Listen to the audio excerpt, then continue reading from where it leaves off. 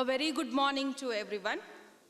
May I request the members of the reception committee, the Honorable Registrars of the High Court of Karnataka, the Director and the faculty members of the Karnataka Judicial Academy to escort the dignitaries to the dais. Honorable Mr. Justice V.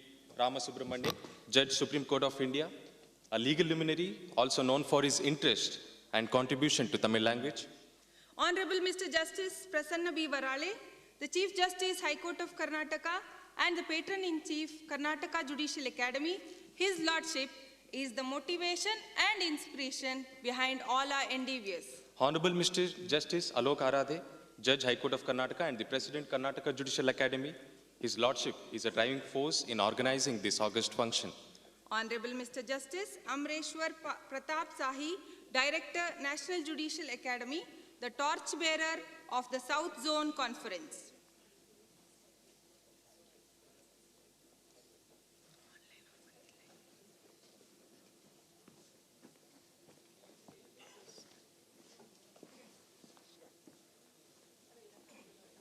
May I request all the dignitaries to kindly take their seats. Thank you.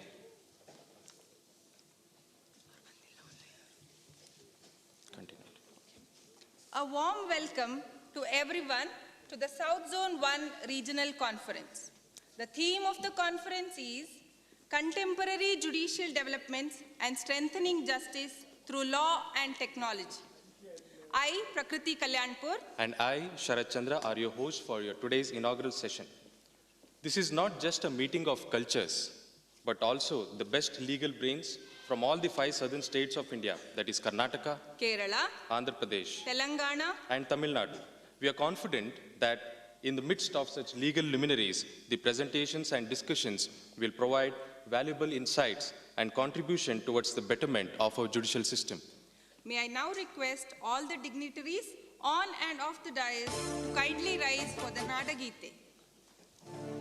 Jaya Bharata Jananiya Tanujate, Jaya He Karnataka Mate, Jaya Sundara Nadi Vanagala Nade, Jaya He Rasa Rishigala Veede, Bhudeviya Makutada Navamani, Gandhada Chandada Honnina Gani, Raghava Madhusudana Ravatarisida Bharata Jananiya Tanujate, Jananiya Jogula Vedada Ghosha, Jananige Jeevavu Ninnavesha, Hasurina Girigala Sale, Ninnaya Koralina Male, Kapila Patanjala Gautama Jinanuta Bharata Jananiya Tanujate, Shankara Ramanuja Vidyaranya Basaveshwara Madhvara Divyaranya, Ranna Shadakshari Ponna, Pampala Kumipati Janna, Kumara Vyasara Mangala Dhama, Kavi Kogilegala Punya Rama, Nanaka Rama Ananda Kabirara Bharata Jananiya Tanujate, Tailapa Hoysada Ralida Nade, Dankana Jakanara Nechina Bide, Krishna Sharavati Tunga, Kaveri Avara Ranga, Chaitanya Paramahamsa Vivekara Bharata Jananiya Tanujate, Sarva Janangada Shantiya Tota, Rasikara Kangala Seleyuva Nota, Hindu Kraista Musalmana, Parasika Jaina Rudyana, Janakana Holuva Doregala Dhama, Gayaka Vainikara Rama, Kannada Nudi Kunidaduva Geha, Kannada Taiya Makkala Deha, Bharata Jananiya Tanujate, Jaya He Karnataka Mate, Jaya He Karnataka Mate, Jaya He Karnataka Mate. Request everyone to kindly be seated. Thank you. May I now request Honorable Mr. Justice Amreshwar Pratap Sahi, Director, National Judicial Academy, to deliver the introductory address.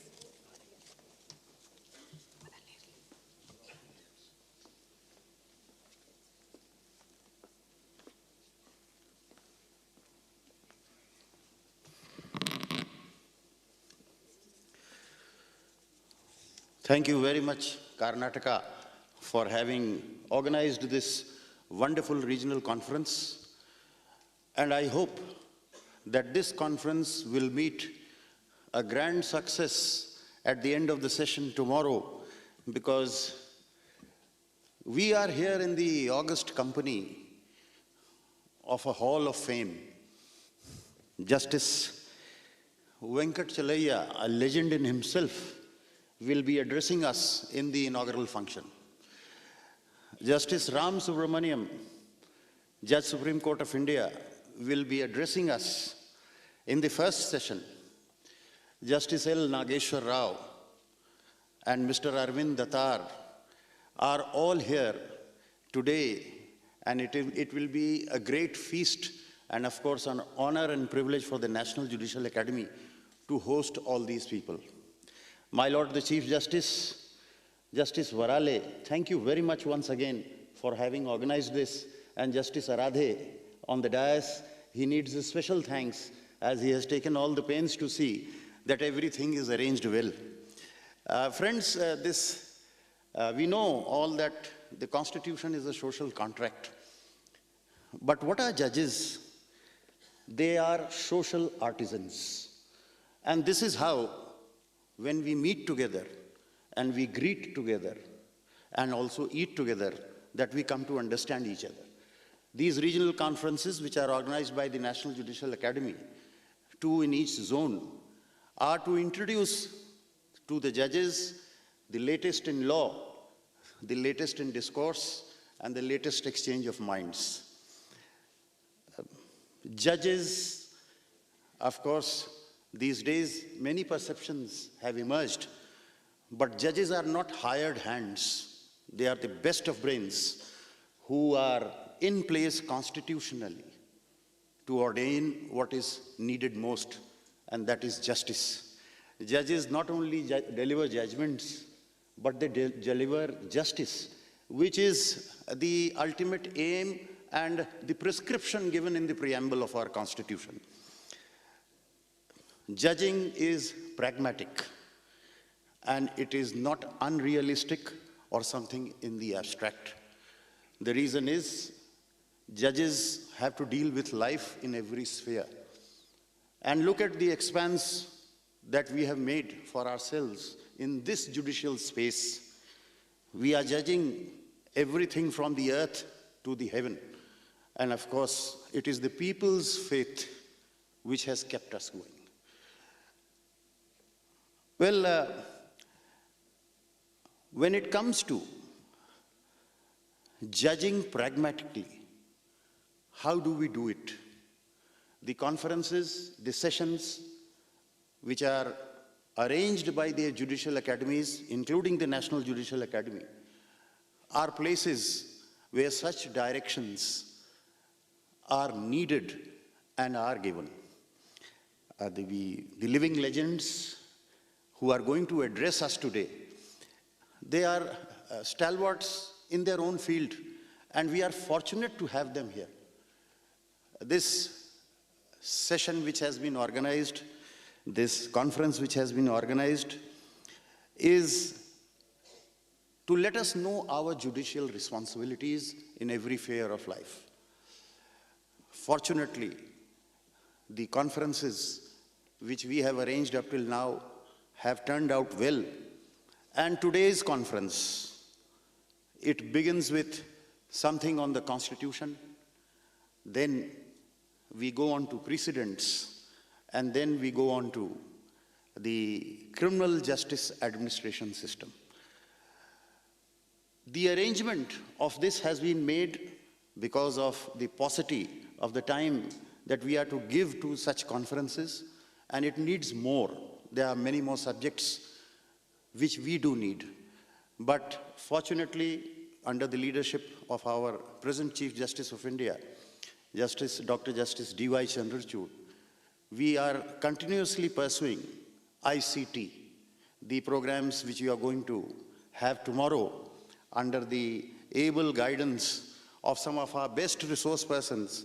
And thank you very much, Justice Suraj Govindraj. You are one of the pioneers from Karnataka High Court to do this. Justice Raja Vijay Raghavan, Justice Mushtaq Ahmed from Kerala, and a host of others who have really not very vocally but even mutedly contributed to this entire movement of ICT. We are here to promote it, and we think that we will be able to achieve it. This is what the journey is meant to be. The commencement is grand, the footprints will be better. Thank you very much.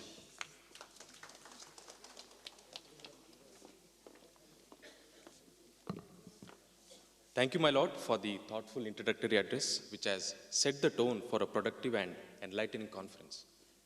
Honorable Mr. Justice, M.N. Venkatachalaya, former Chief Justice of India, has joined us virtually. I request Shri U. Chandrasekhar, Senior Faculty Member, Karnataka Judicial Academy, who is physically present in the residence of Honorable Mr. Justice M.N. Venkatachalaya, former Chief Justice of India, to convey our greetings to His Lordship. Due to personal inconvenience, His Lordship could not be present with us physically. However, we are glad that he could join us virtually.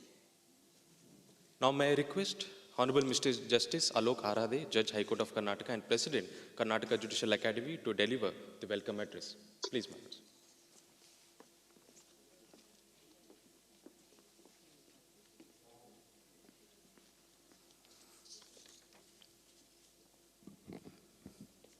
Good morning to one and all. On behalf of Board of Governors of Karnataka Judicial Academy, as well as on my own behalf, it's my privilege to welcome you all to this South Zone Conference. I extend a warm welcome to my Lord Honorable Justice M.N. Venkatachalaya, former Chief Justice of India, who would attend the function virtually. He, with his profound knowledge and wisdom, is a constant source of inspiration for us. It's my privilege to welcome my Lord Honorable Justice V. Ram Subramanian, Judge, Supreme Court of India, who has kindly consented to be the chief guest for this inaugural session despite his busy schedule. It's our privilege to have you, sir. Honorable Mr. Justice Prasanna B. Varale, Chief Justice, High Court of Karnataka and Patron Chief of Karnataka Judicial Academy, has consented to preside over this function. He has been a constant source of inspiration for us. I extend a warm welcome to Honorable the Chief Justice. I also extend a warm welcome to Honorable Mr. Justice A.P. Sahi, Director, National Judicial Academy and former Chief Justice of Patna and Madras High Courts. Accepting our invitation, my esteemed colleagues from other high courts are present. I welcome them as well. I also welcome my esteemed sister and brother judges of Karnataka High Court. I take this opportunity to welcome all the judicial officers from the southern states of the country, as well as resource persons of this conference. Mr. Arvind Datar, the resource person of this conference, whom I can see, registrars and officers of the National Judicial Academy, Registrar General and other judicial officers of the High Court of Karnataka. I extend a warm welcome to all of those who have joined us online. Thank you.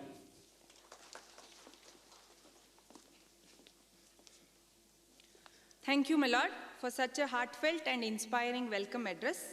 We welcome Honorable Mr. Justice Alok Arade, Judge High Court of Karnataka and President Karnataka Judicial Academy to this conference.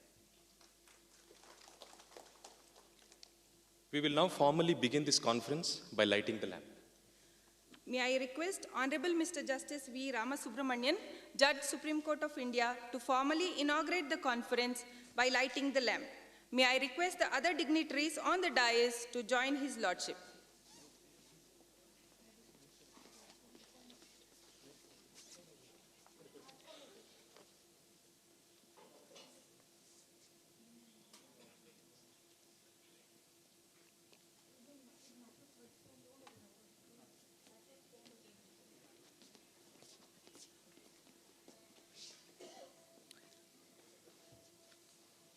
A traditional Indian ritual that symbolizes the dispelling of darkness and the illumination of knowledge.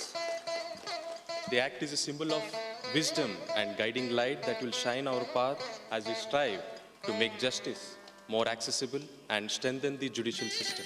Let us have a big round of applause to mark the start of this event.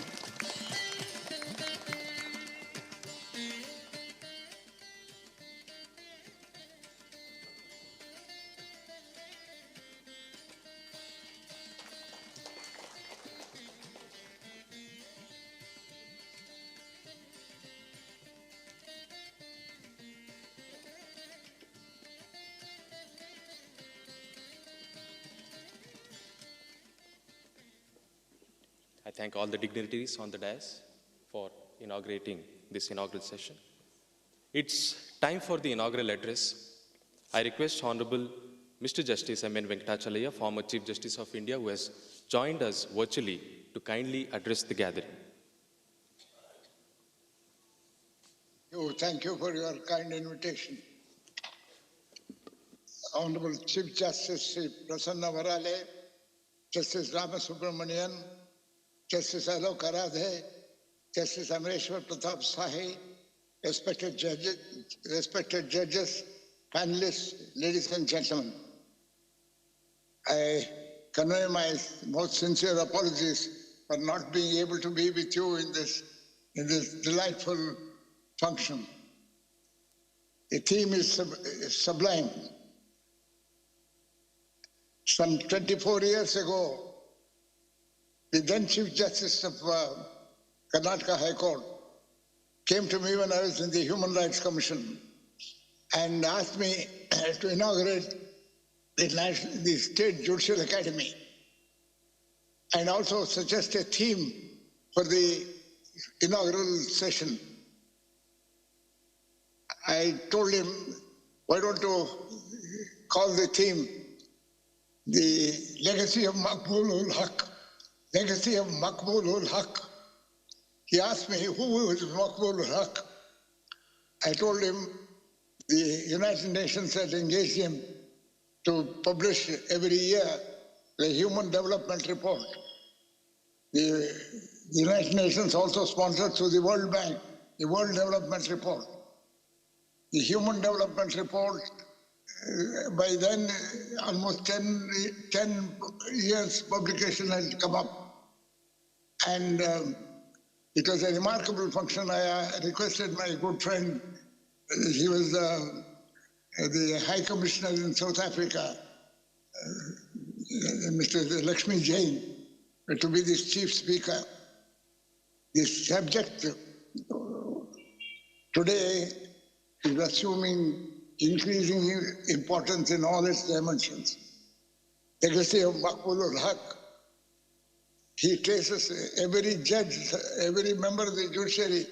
It is said in an expansive way that a lawyer who doesn't know sociology and economics is apt to be a public enemy.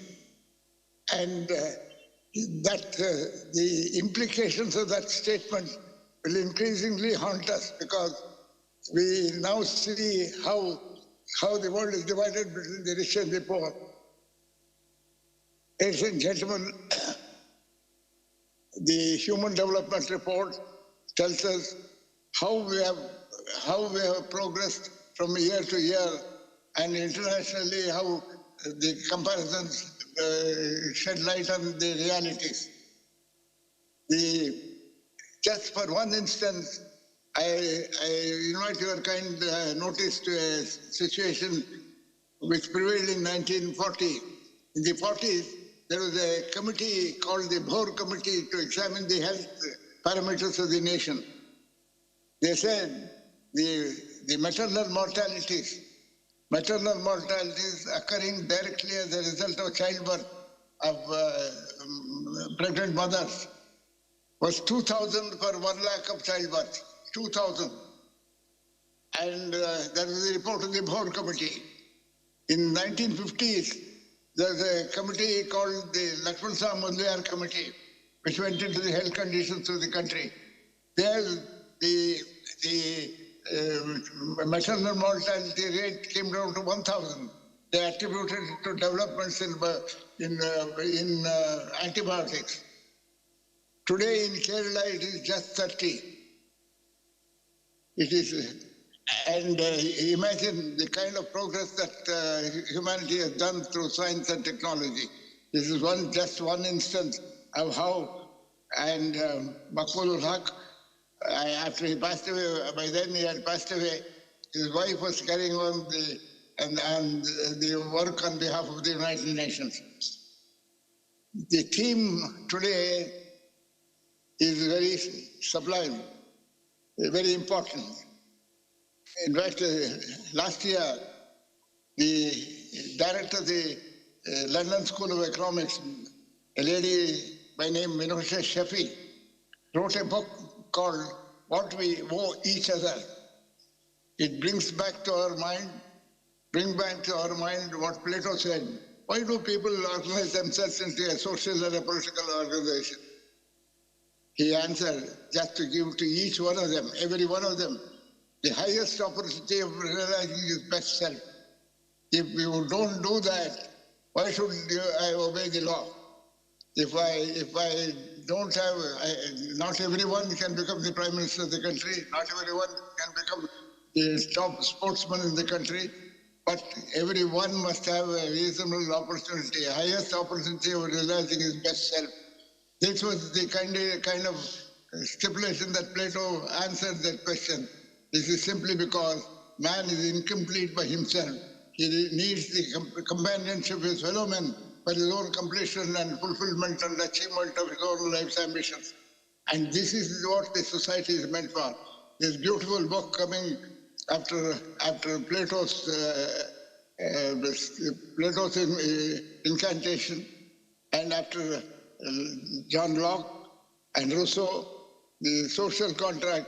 Now, in the same year, surprisingly and as a coincidence, on the other side of the Atlantic, there was a book written by the person who wrote a foreword to a famous book on law. He brought a book on the same title, What We Owe Each Other. Ladies and gentlemen, we are here to speculate on the potential of technology.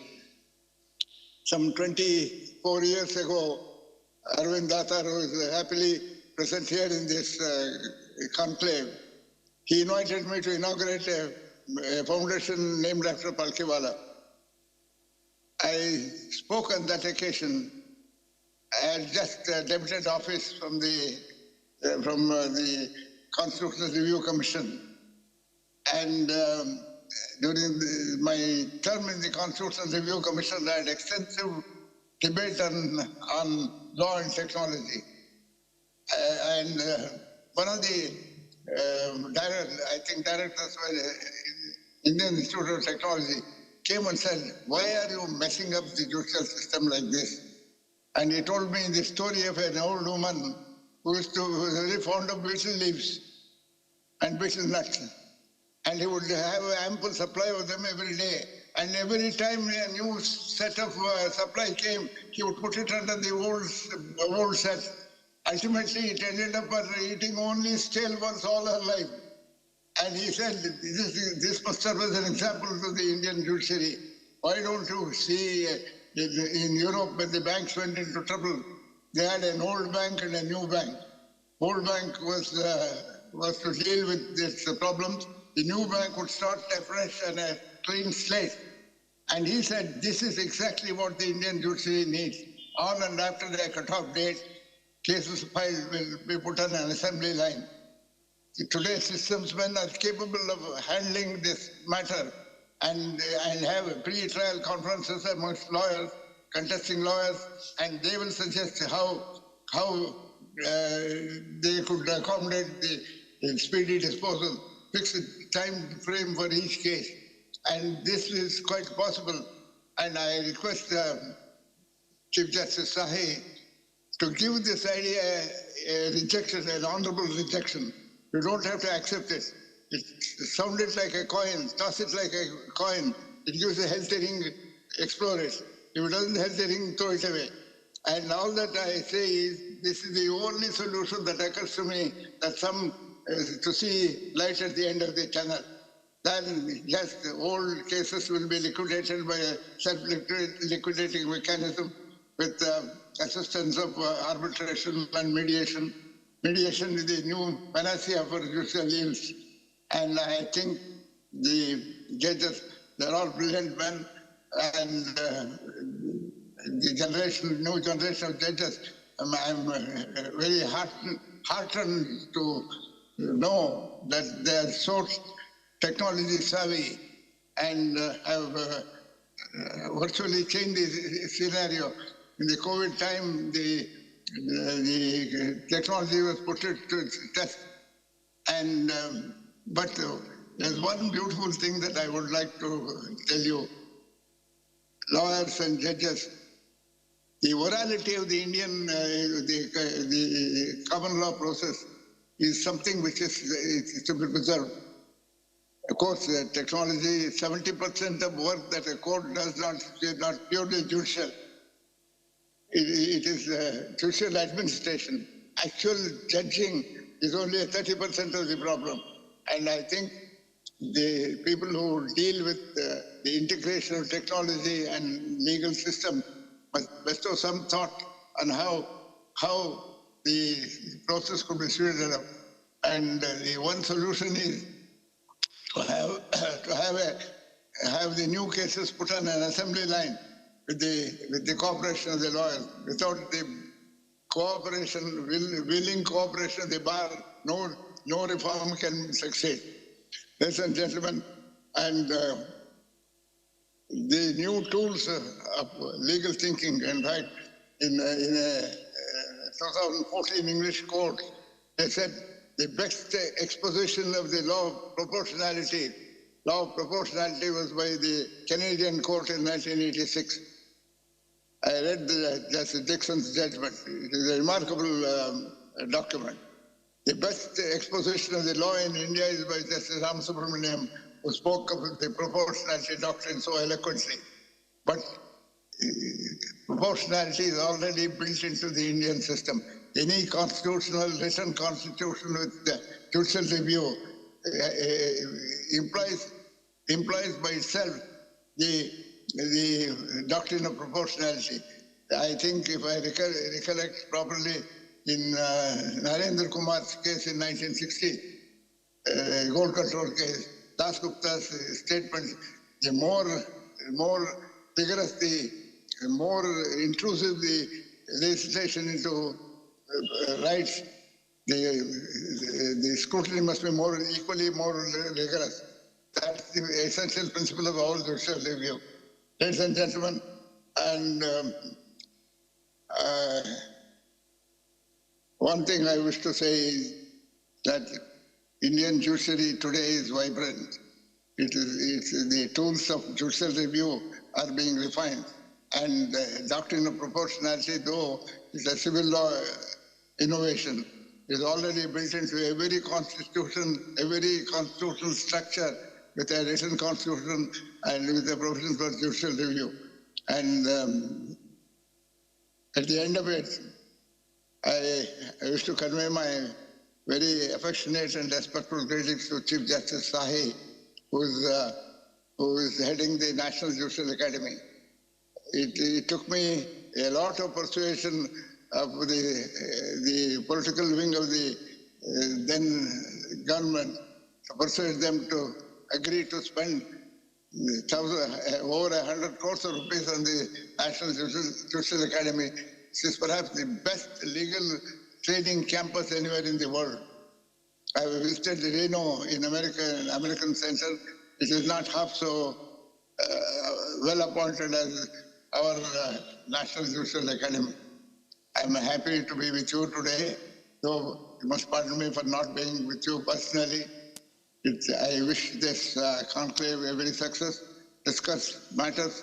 Ultimately, you must provide solutions to problems of people. Justice sometimes supplies a problem to your solution, not a solution to your problem. This we must understand and provide speedy justice. Speedy justice is not only quality of justice, but in reasonable time. And I prayerful wish is that all these burning issues concerning the survival of a democracy and the rights of people in this country will depend on how the judiciary will reform itself to be equal to the challenge of the time. Thank you very much for your patience and courtesy. I'm grateful to you. My Lord, we are honored to have had the opportunity to hear the words of wisdom and insights, and we are truly grateful for your contribution to this conference. Thank you, my Lord. Now I request Sri U. Chandrasekhar, Senior Faculty Member of the Karnataka Judicial Academy, who is present along with his Lordship to do the honors and felicitate Honorable Mr. Justice M.N. Venkatachalaya, former Chief Justice of India. May we have the screen, please? Thank you.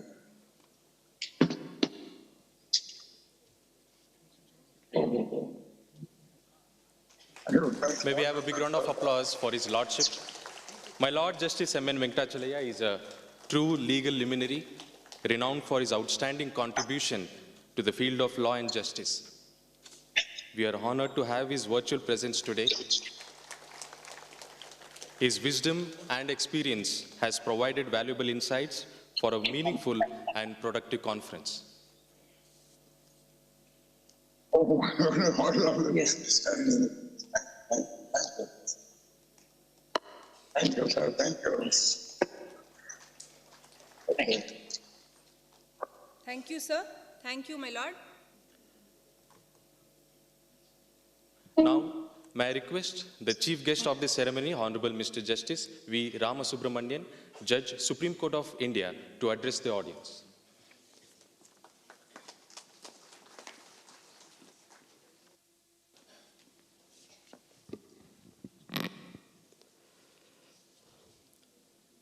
Honorable Mr. Justice M.N. Venkatachalaya, former Chief Justice of India, Shri Justice Prasanna Varale, Chief Justice of the High Court of Karnataka, Justice Alok Aradhe, my dear colleagues from various high courts of the southern part of India, judicial officers, my dear friend Mr. Arvind P. Datar, learned senior counsel.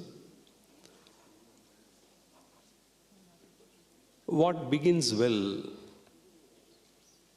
is believed to augur well. What more can you demand than the inauguration of a workshop like this with the blessings of the Patriarch, the eldest senior living member of the legal judicial fraternity, than Honorable former Chief Justice of India, who has always been a source of inspiration for generations. In fact, as part of our Indian tradition, we begin everything with the blessings of elders. And if the elder happens to be a nonagenarian, then it is all the more good. And I think the workshop has begun well with the blessings of former Chief Justice of India. Honorable Mr. Justice A.P. Sahi, the Director of the National Judicial Academy, spoke about judging pragmatically. I think all of us who have assembled here know the law. All of us may be apprised of the facts of every case, but it is important for us to know how to judge a case pragmatically. When he used such a phrase, I was reminded of a small parable from the Mahabharata. On the penultimate day of King Yudhishthira's rule after the victory over the Kauravas, a very unique case came up before him. A came up with a case saying that he bought a land from B. While tilling the soil, he found a pot of gold coins. So A wanted to give back the gold coins to B on the ground that he did not pay for the pot of gold coins. But B said, once I have sold the land to you, whatever comes out of it is yours, not mine. Yudhishthira was very happy to see such a case before him. I don't think any one of us would have seen any such case where person disowned property. All of us have cases where people stake a claim for other people's property. But this was a case where both of them were not willing to take the property on the ground that it did not belong to each one of them.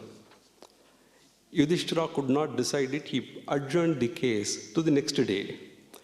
Therefore, the practice of adjourning cases started from the Mahabharata. On the next day, everything turned topsy-turvy. A came up and said, I am withdrawing my case. I thought about it overnight. Now I am convinced that whatever came out of the land belongs to me. I don't want to give it back to B. B said, I also had an introspection yesterday night. I charged only the cost of the land, not the cost of the pot of gold coins. Therefore, I should take it back. Now I am lodging a complaint against you.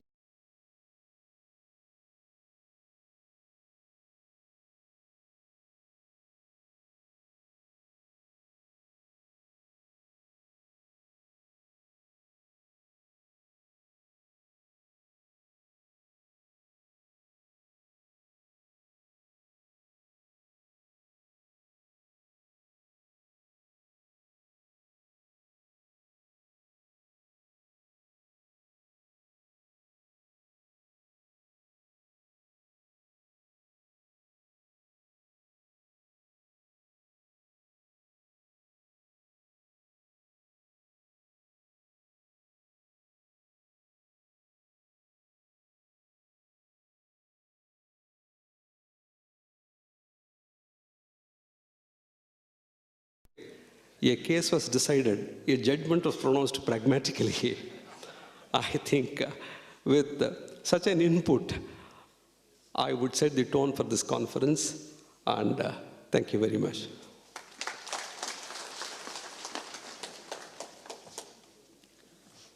Thank you, my lord, for delivering an enlightening and insightful chief guest address. Your speech has provided valuable perspective on the current state of the legal system and a vision for the future. It's our privilege to honor the guests of this ceremony. May I now request Honorable Mr. Justice Prasanna B. Varale, the Chief Justice, High Court of Karnataka and Patron-in-Chief, Karnataka Judicial Academy, to felicitate Honorable Mr. Justice V. Ramasubramanian, Judge, Supreme Court of India. May we have a round of applause?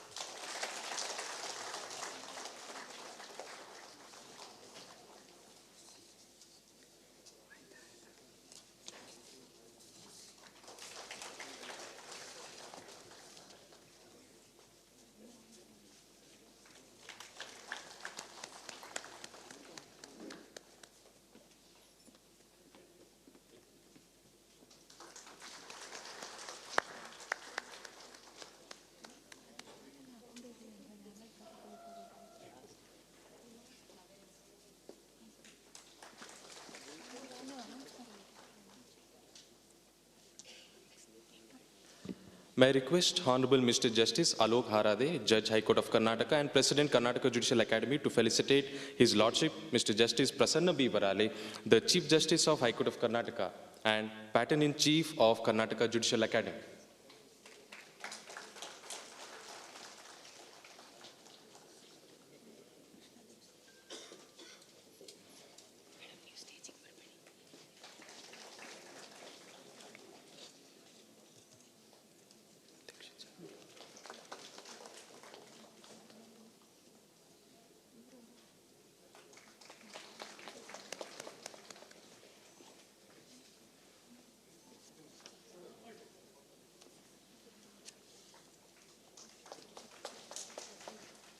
May I now request Honorable Mr. Justice Krishna S. Dikshit, Judge, High Court of Karnataka and Governor, Karnataka Judicial Academy, to honor Honorable Mr. Justice Alok Harade, Judge, High Court of Karnataka and President of Karnataka Judicial Academy.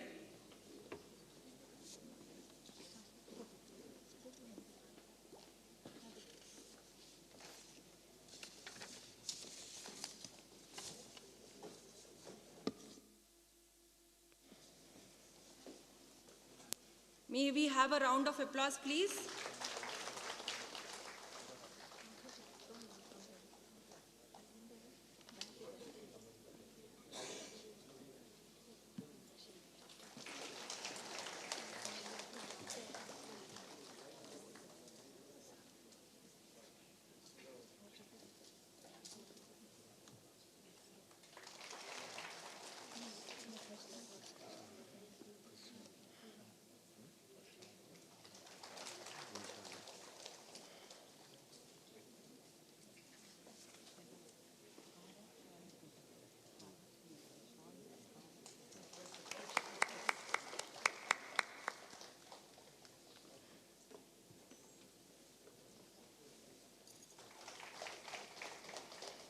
Thank you, my Lord, for felicitating His Lordship.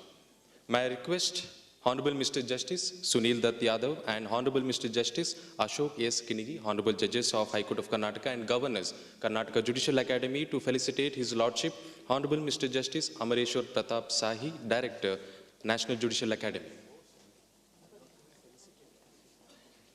Let us all join hands with a round of applause in felicitating His Lordship, Mr. Justice Amareshwar Pratap Sahi, Director, National Judicial Academy.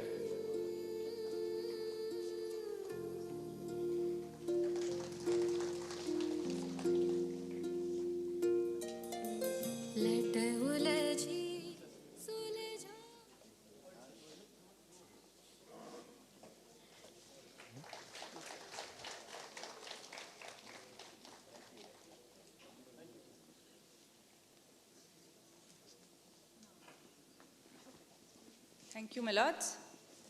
We thank all the dignitaries on the dais for accepting the felicitation. May I now request Honorable Mr. Justice Prasanna B. Varale, the Chief Justice, High Court of Karnataka and Patron-in-Chief, Karnataka Judicial Academy, to deliver the presidential address.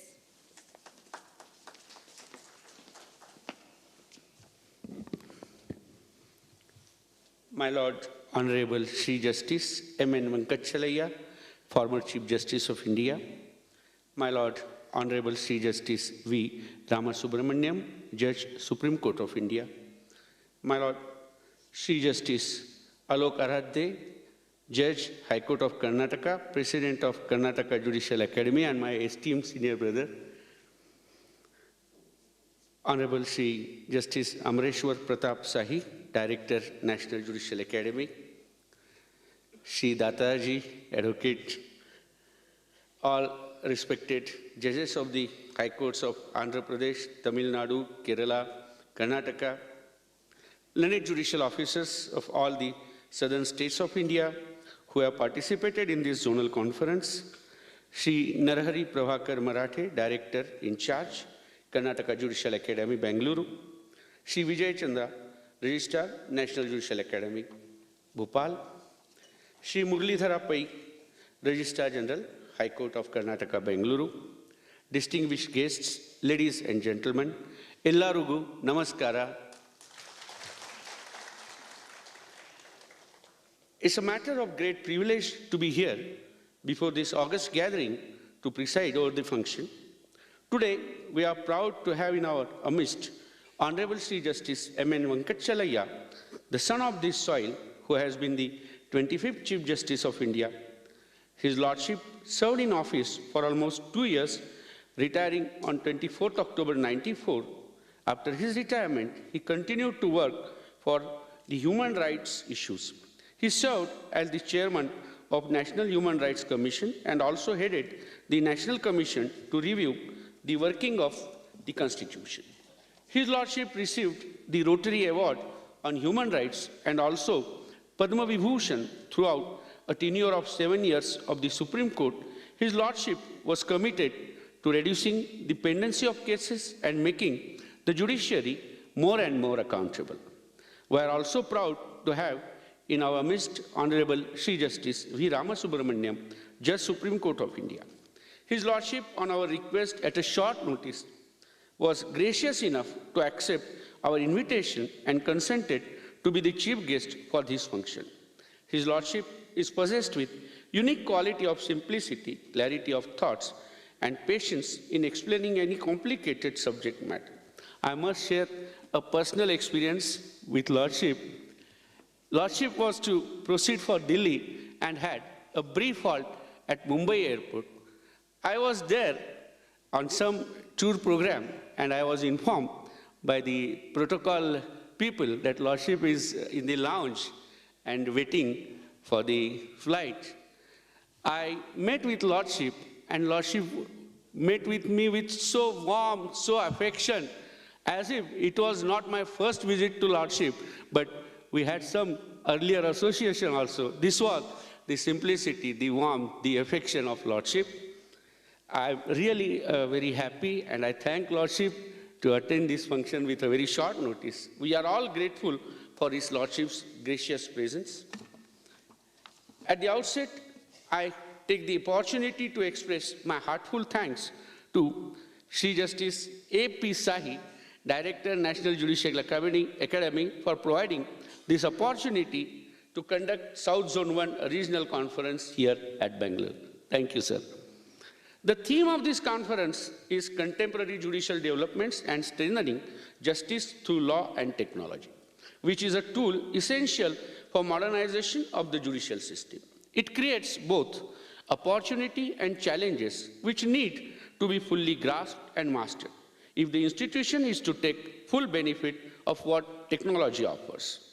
Judiciary is one of the institutions which rests on the noble edifice of democracy and rule of law. The Indian judiciary has an impressive record. A judge is now more conscious of the felt necessities of time. This in turn has increased the burden as well as the responsibilities of a judge to look into different matters originating from a case as well as from new developments. Technology has never been the first choice for resolution of disputes. We only fall back on it when others fail. Mechanisms such as online dispute resolution seeks to make online filing, e-service, e-hearing the norm integrated into existing system. Technology is not here to replace physical courts, but to supplement and enhance the justice delivery process. Every branch of the legal fraternity is now required to be conversant with the development taking place in the sphere of law and technology, for the court processes and the practice of law as we see it today will change and for the better. Session 1 is titled as Contemporary Trends in Constitutional Law, Recent Judicial Developments. A constitution is not a frozen and unalterable document. It must also keep in mind that the constitution is a framework of democratic governance of the society that keeps itself abreast with tides of times. The judiciary has interpreted the constitution as such in catena of cases, enunciating principles on inter alia, cooperative and collaborative federalism, access to internet, etc. Session 2 revolves around the precedential value of High Court judgments. It is an established rule to abide by former precedents where the same point come again in litigation, as well as to keep scale of justice even and steady and not liable to be wavered with every judge's his personal opinion. The apex court has sought for precedents to be invariably applied and should not be ordinarily be departed from where the decisions is for long standing and the rights have been acquired under it unless consideration of public policy demands it.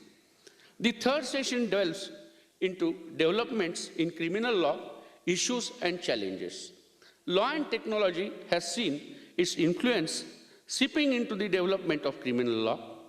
This presents new issues and challenges in the field of bail jurisprudence, presumption of innocence, burden of proof, and reverse burden in the light of new age complexities presented by cyber crimes and the appreciation of electronic evidence while trying such offenses.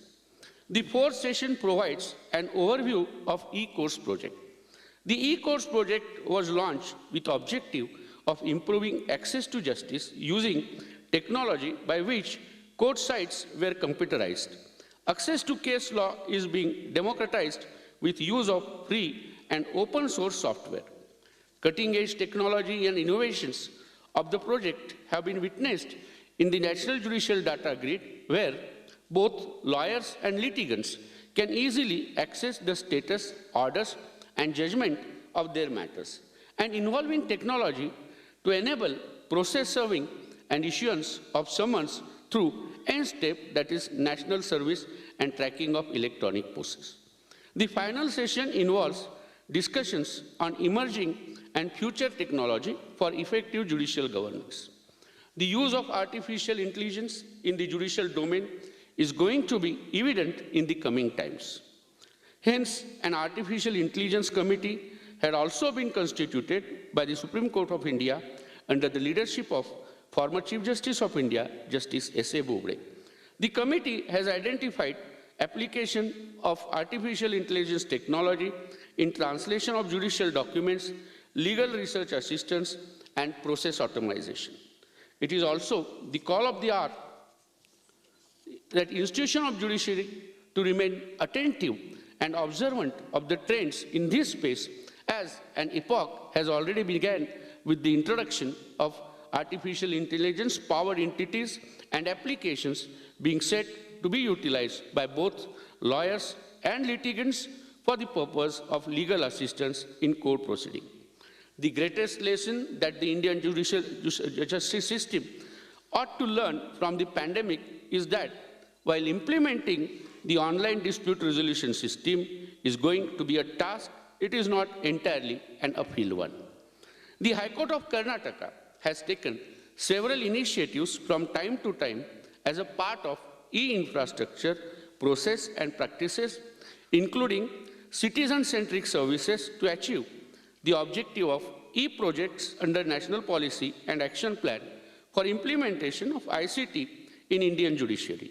The initiatives taken by Karnataka judiciary, such as Preamble Display Board, Justice Clock, Virtual Justice Clock, Telegram channel, Virtual Inquiry Counter, YouTube channel, live streaming of High Court proceeding at Principal Bench of Bengaluru, hybrid video conferencing of court proceedings, jail video conferencing with courts, paperless cause list, cause status, e-payment, online portal for certified copies application, e-issuance of certified copy for final orders, decree, online digital case diary for advocates and the government departments, informations of appeals registered in the High Court of Karnataka, e-Seva Kendra, National Service and Tracking Electronic Processes, application for mediation center, CCTV projects in district judiciary, e-filing of court cases, e-summonses, postal integration with HCCIC application,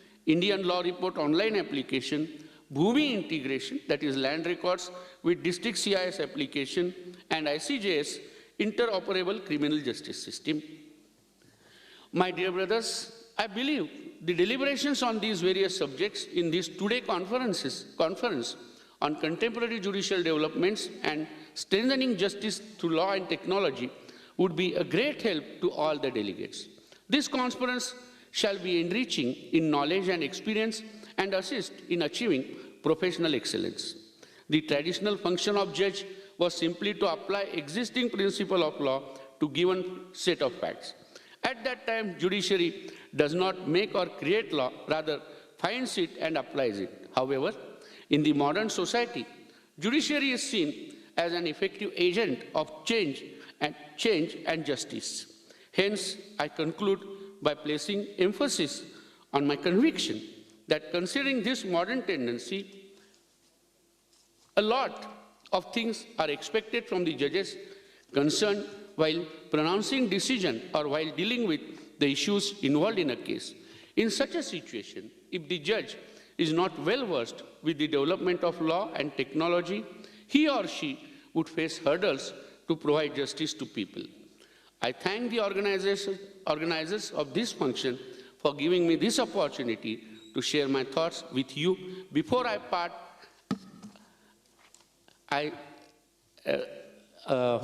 hope that the delegates' guests are comfortable, and for their comfort, it's all the credit of my colleagues, my brother, my teammates, and Brother Justice Aradhe.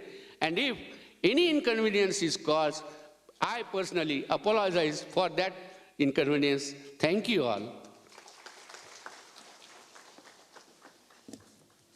Thank you, my lord. That was an insightful and thought-provoking address. It was also a bird's-eye view of the two-day conference. Thank you, my lord. We are nearing the end of this inaugural ceremony. I request Honorable Mr. Justice K. Somshekhar, Judge High Court of Karnataka and Governor, Karnataka Judicial Academy to extend the vote of thanks.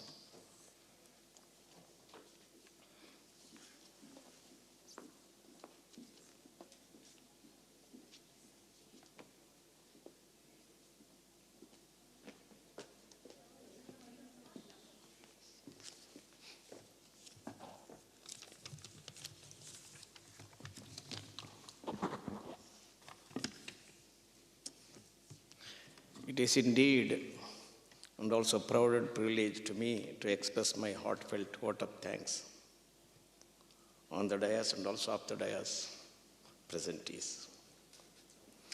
Good morning to one and all. Now we have come to the concluding stage of this inaugural function of 2 days, South Zone Regional Conference on Contemporary Judicial Developments and strengthening justice through law and technology. Meaningful and also valuable suggestions and guidelines were given during this session, which I am assured and also sure will benefit the one and all present here. Now it is my duty to express gratitude to one and all who are directly or indirectly responsible for the success of this inaugural function. The Honorable Justice, Mr. Justice M. N. Venkatachalai, former Chief Justice of India, was kind enough to inaugurate this function and deliver the inaugural speech. His Lordship is an inspiration and a guiding force for the new judges. I take this opportunity to express my heartfelt thanks to His Lordships. Thank you very much, my Lord. Kindly be accepted. Honorable Mr. Justice V. Ramasubramanian, Judge, Supreme Court of India, was kind enough to accept our invitation to be the chief guest. His Lordship has delivered a motivational and thought-provoking speech and expressed how to motivating in case of any issues emerged in the court of law. I take this opportunity to express my heartfelt thanks to His Lordships. Thank you very much, my Lord. Kindly to accept it. Honorable Mr. Justice Prasanna B. Orahale, Chief Justice High Court of Karnataka and Patron-in-Chief, Karnataka Judicial Academy, was kind enough to preside over this function and deliver the presidential speech. His Lordship is the motivating force for conducting this conference here. I take this opportunity to express my heartfelt thanks to His Lordships. Thank you very much, my Lord. Kindly to accept it. This function could not have been organized but for the initiative of the President of our Judicial Academy, Honorable Mr. Justice Alok Harade, Judge, High Court of Karnataka, who is a moral strength for organizing this function. His Lordship is enough to deliver the welcome address. I take this opportunity to express my heartfelt thanks to His Lordships. Thank you very much, my Lord. Kindly accept it. By accepting our invitation, Honorable Mr. Justice Amareshwar Pratap Sahi, Director, National Judicial Academy, and the former Chief Justice of Patna High Court and also Madras High Court, has graced this occasion and delivered the introductory address. I, and on my behalf, and also on behalf of the Karnataka Judicial Academy and the High Court of Karnataka, extend a deep sense of gratitude to His Lordships, Justice Amareshwar Pratap Sahi. Kindly be accepted. By accepting our invitation, the governors of the Academy and the judges of the High Court of Karnataka have graced this occasion. I extend a deep sense of gratitude to their lordships. I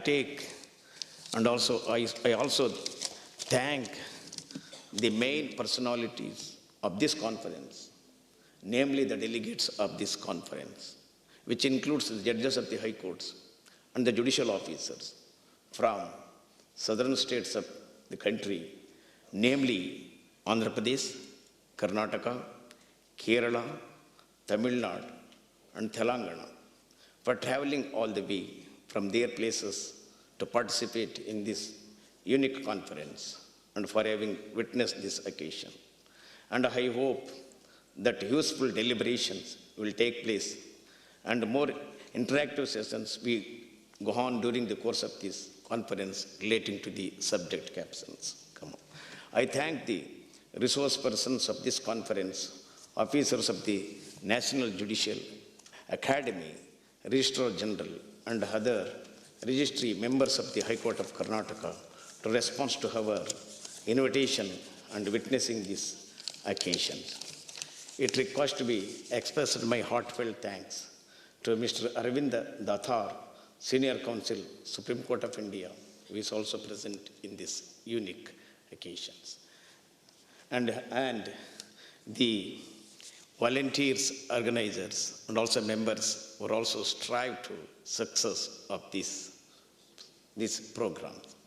It requires to express my heartfelt thanks to former Chief Justice of Bombay and also from Kerala, Honorable Justice Madam, that Manjula Chellu, kindly to accept my heartfelt thanks to her lordships. Thank you so much for these opportunities. Success to these programs. Thank you, my lord, for your fitting conclusion and bringing the inaugural ceremony to an end on a positive note. May I request the dignitaries on the dais and off the dais to kindly rise for the national anthem.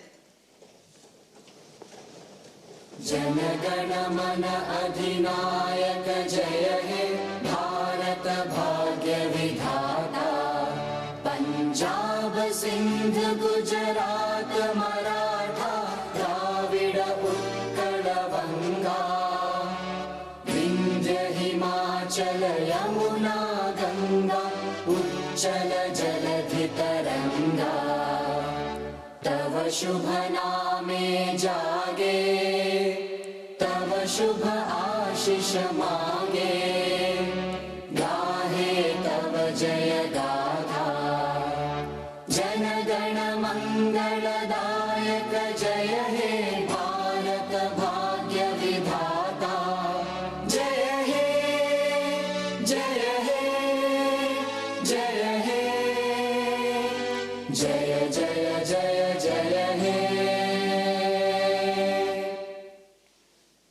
Thank you, one and all.